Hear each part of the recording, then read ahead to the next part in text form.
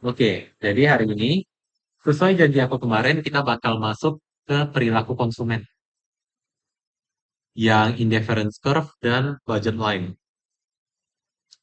Jadi, nama judulnya itu di sini utilitas marginal parsial dan keseimbangan konsumsi. Jadi, umpamanya keseimbangan konsumsi itu di sini nih. Ini kan budget line, ini indifference curve. Kita mau mencari titik ini itu di mana? Oke. Jadi, jika kepuasan konsumen itu dilambangkan dengan U, atau mungkin kalian kenalnya TU ya, total utility. Dan barang-barang yang dikonsumsi dilambangkan dengan ki I. Dengan I ini bisa dua, bisa tiga, bisa empat, minimal dua tapi. Karena kita membandingkan dua barang. Kalau misalnya cuma satu barang, mungkin gak usah pakai indifference curve. Karena indifference curve minimal untuk dua barang, X dan Y. Kalau mungkin misalnya ada lebih ya bisa aja jadinya ini nanti Cartesiusnya jadi 3, 4, 5, 6 dimensi gitu. Jadi maka fungsi utilitas dapat ditulis dengan notasi U sama dengan Q1, Q2, Q3, Q4, dan seterusnya sampai Qn. Jadi total utilitas barang itu bisa kita deskripsikan ke dalam fungsi sebenarnya. Fungsi yang variabel-variabel yang bisa kita masukkan itu ada Q1, Q2, Q3, sampai Qn. Fungsi ini kalian anggap aja kayak blender sih sebenarnya. Kita masukin input dan dia akan memproses nilainya dan menghasilkan output yang sesuai dengan fungsi itu. Jadi gitu. Tapi without loss of generalization, kita pakai dua barang aja, X dan Y. Maka didapatkanlah U atau total utility ini sama dengan Fx, Y. Ini sama aja sih konsepnya dengan yang kayak kalian lihat tuh Fx gitu. Sama aja, cuman ini kita pakai dua variabel yang kita masukin, ada X dan Y. Jadi gitu. Kita kembali lagi ke indifferent curve. Itu adalah kombinasi X dan Y yang memberikan tingkat kepuasan yang sama. Menambah barang X, maka harus mengurangi konsumsi barang Y dan vice versa. Itulah kenapa IC berbanding terbalik. Ada yang tahu nggak ini itu istilahnya apa? Masih ada yang ingat nggak? Istilahnya apa ini? Menambah barang X berarti mengurangi barang Y. PPC kah kok? Nah, itu nama istilahnya apa? Istilah kita menambah dan mengurangi barang. PPC itu meminjam konsep dari yang istilah ini juga habisnya.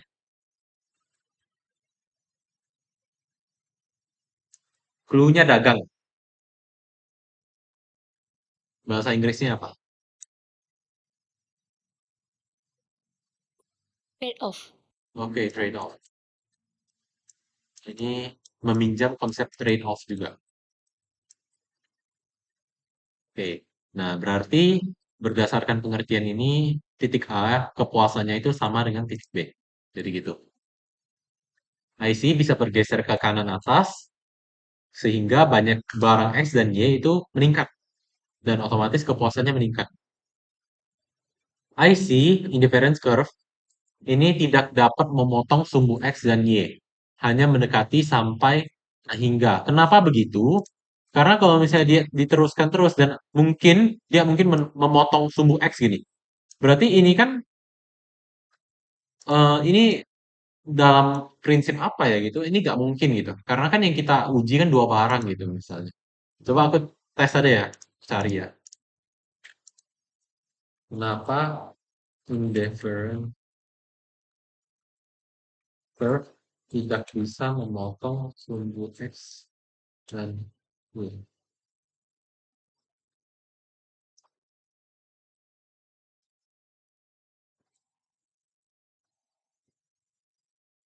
Sebetulnya nggak ada sih.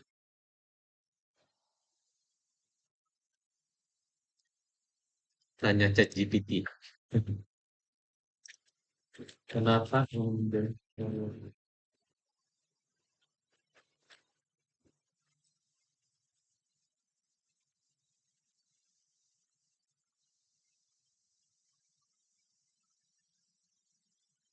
Karena beberapa alasan. Untuk sebuah kurva ketidakpedulian yang mewakili preferensi. Oh, nggak sih, continue dan bahwa setiap orang.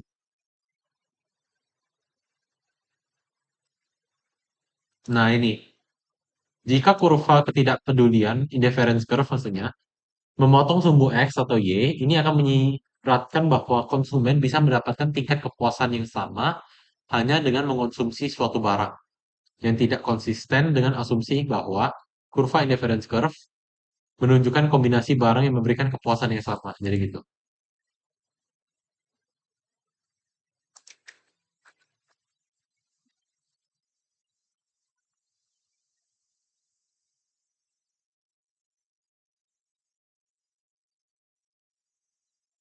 Konsumsi kebutuhan minimum dua barang ini mungkin hukum Gosen 2 ya, yang katanya kalau seseorang itu mengonsumsi, dia menyebarkan sumber daya dia untuk barang yang lebih dari satu. Prinsip substitusi ini kayaknya nggak ada deh. Baru kali ini dengar. Cuman boleh deh, kalau misalnya malah tahu muncul kan. Oke. Nah, sekarang ini jangan dulu deh. Ini jangan dulu. Yang ini aja dulu. Jumlah anggaran itu M. Jadi M itu money. Kita merepresentasikan anggaran sebagai M. Jadi M ini itu persamaannya adalah M sama dengan X dikali PX tambah Y kali PY. Jadi M itu jumlah uang, X itu banyak barang X, PX itu harga dari barang X, ditambah Y itu banyak barang Y dan PY itu harga dari barang Y. Jadi umpamanya kalau misalnya quantity dikali price itu kan ditemukan harga total gitu kan, biaya total. Y kali PY juga biaya total, tapi untuk yang Y. Nanti kalau dijumlahin ini harus sama dengan M. Umpamanya kita pengen optimal, berarti kita habiskan semua budget kita. Kita habiskan semua money kita. Jadi gitu. Bentuk dari anggaran, M maksudnya, budget line itu begini. Dan kalau kita buat ininya, indifference curve-nya, dia bakal begini. Dan ingat, untuk mencapai titik yang optimum, indifference curve itu cuma boleh bersinggungan dengan budget line. Jadi mereka nggak boleh berpotongan. Jadi yang optimum itu yang menyinggung. Kalau misalnya berpotongan tuh artinya masih belum optimum. Jadi gitu. Oke. Nah, kalian masih ingat kan rumus yang kalau MU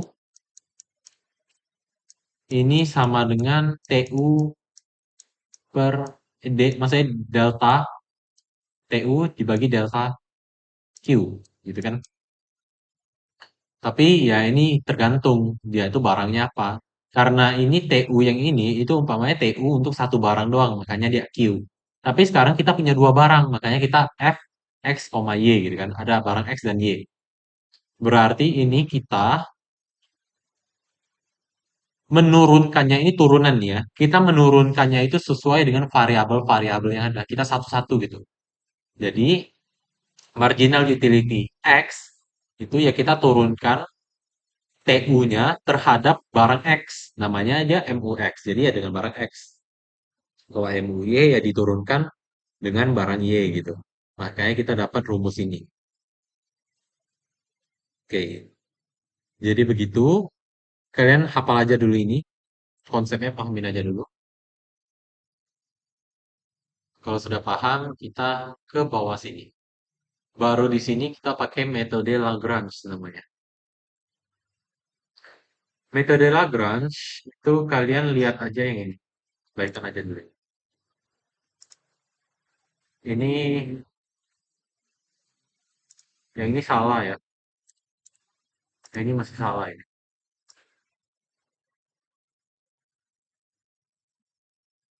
Ini hapus B ini harus tidak ada.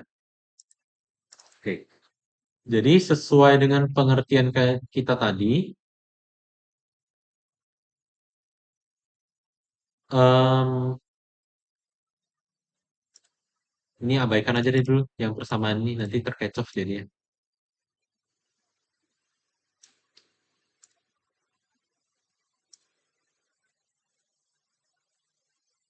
Nah, kita punya persamaan ini.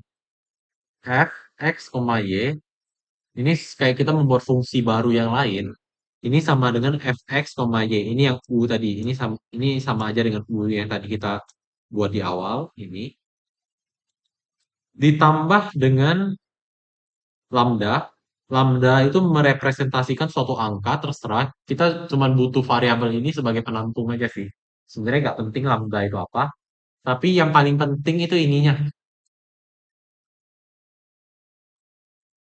Jadi yang penting itu sebenarnya.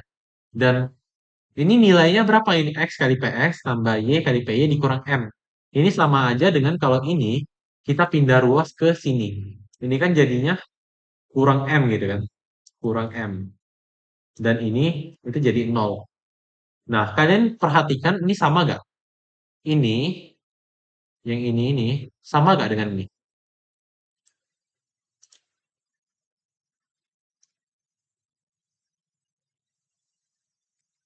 Nah, ini, itu sama gak dengan ini? Sama kok. Oke, sama. Ya, sama. Dan artinya ini nilainya itu nol. Ini artinya nilainya nol. Jadi ada ini atau enggak itu sama aja sebenarnya. Tapi nggak apa-apa kita pertahankan aja dulu. Dan kalau misalnya kita ingin titik kombinasi konsumsi yang optimum, kepuasan optimum, maka kita harus membuat turunan dari ini, turunan dari fx, y ini maksimum. Maka kita dapatkanlah kalau misalnya kita turunkan fx, y ini dengan x, kita dapatnya begini.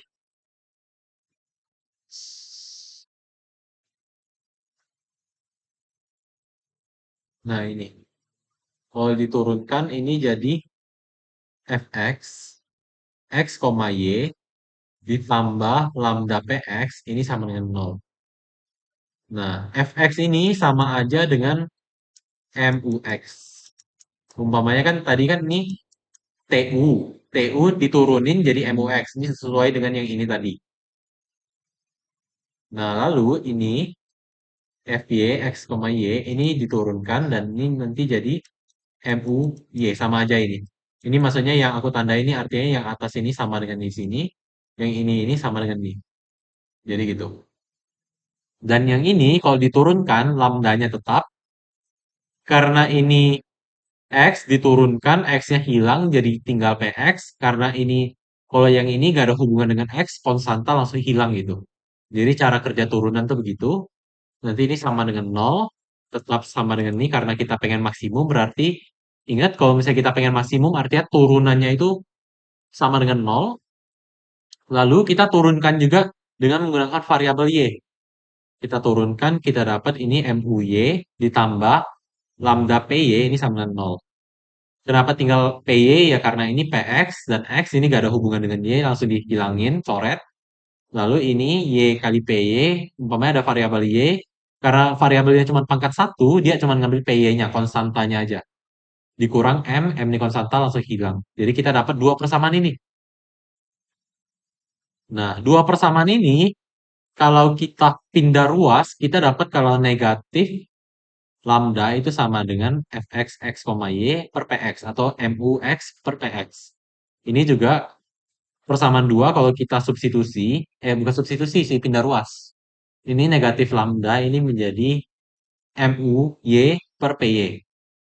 Dan kalau disamain, ini lambda, negatif lambda dengan negatif lambdanya, ini kita ambil, ini kita ambil, kita dapat persamaan akhir ini. Jadi persamaan akhir untuk menentukan utilitas maksimum itu ini. Jadi gitu. Walaupun penjelasan aku mungkin kurang jelas, tapi kurang lebih kalian ada pertanyaan nggak dulu? Paham kok. Oke. Sylvia paham, Nando paham? Oke, William. Bismillah. Waduh, kalau Bismillah ini saya ragu. Coba William, nggak apa-apa, tanya aja. Kalau misalnya ada ragu. Um, Tahu kok, aku ya nonton video berulang. Gak apa-apa, tanya Iya aja. lah, apa. Gak apa-apa, tanya be. Udah. Gak usah malu-malu dah. Kita sama-sama belajar kok di sini. Ayo, William, gak apa-apa, tanya. Mana nih? Ini aku pertama kali belajar juga udah paham jujur. Aku udah ngerti turunan-turunannya.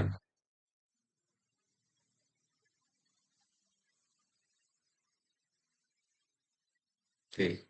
Yang paling penting itu mulai dari sini sih. Metode Lagrange mulai main dari sini. Kita membuat fx, y yang baru, lalu itu kita samain dengan u, lalu kita tambah dengan nol. Ya, ini sebenarnya ini sama aja sih. Lalu kita turunkan agar maksimum ya ini sama dengan nol. Ini juga sama dengan nol. Lalu ini kalau diturunkan ini menjadi mux, ini kalau diturunkan jadi muy, ini kalau diturunkan yang lambda-lambda ini jadi lambda kali px, ini lambda kali py, tetap sama dengan nol. Lalu kita pindah ruas dan kita samain mereka dua-duanya. Kita dapat mux per px sama dengan muy per py. Ini hasil akhirnya. Jadi gitu. Nah, kita masuk ke contoh soal. Coba aku pengen ngetes kalian, menguji kalian. Coba kalau kalian kerjain duluan sendiri itu gimana? Ini ada penjelasannya di sini di bawah nih jawaban-jawabannya. Tapi aku pengen kalian coba kerjain sendiri dulu. U ini sama dengan X kuadrat, Y pangkat 3. Jumlah pendapatan 1000. Ini PX-nya 25, P-nya 50. Jadi, pertama kalian bentuk fungsi utilitas marginal. Utilitas marginal tuh MU. Bukan Manchester United, tapi marginal utility. MU yang tadi. Ini, MU ini.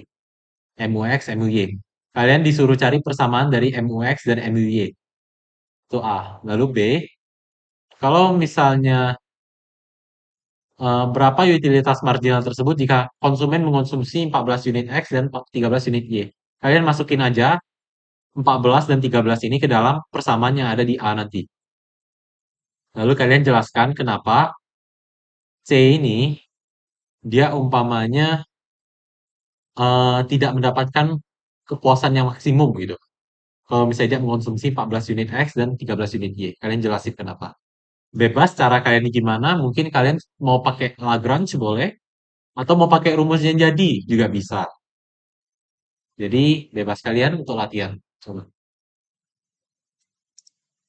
set timer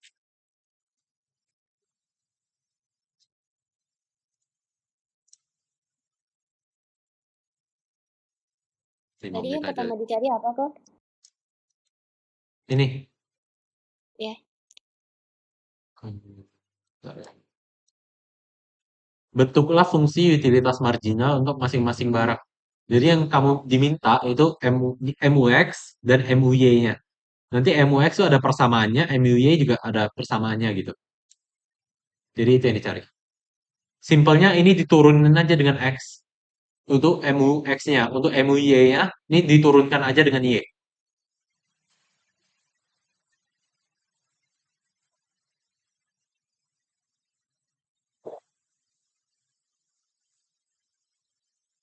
Sudah berapa? 1,5 tahun yang lalu.